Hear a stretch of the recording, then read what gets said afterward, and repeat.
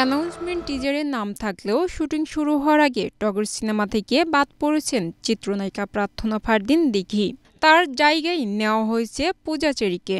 দিঘির বাদ পড়ার প্রসঙ্গে নির্মাতা আলোক হাসান জানিয়েছেন, পেশাদারি মনোভাবের অভাব থাকায় দিঘিকে টগর সিনেমা থেকে বাদ দিতে হলো।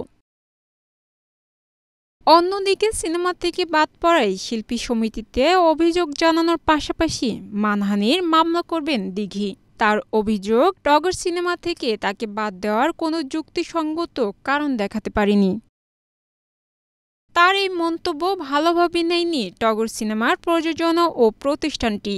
দিঘির অভিযোগের পরিপ্রেক্ষিতে দিঘির বিরুদ্ধে একাধিক অভিযোগ এনে টগর সিনেমার টিমের সঙ্গে তার অডিও বার্তা অনলাইনে প্রকাশ্যে হুমকি দিয়েছে দিঘিকে।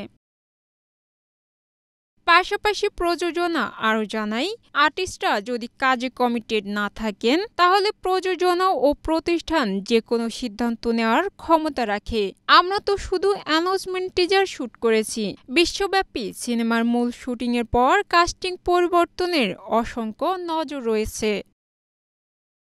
এবারই প্রথম নয়, এর আগেও নির্মাতাদের সঙ্গে দ্বন্দ্বে জড়িয়েছিলেন দিঘি। তুমি আছো তুমি নেই সিনেমার ট্রেলার নিয়ে নির্মাতা দেলাওয়ার জাহান জন্টুর সঙ্গে তর্কেও জড়িয়েছিলেন।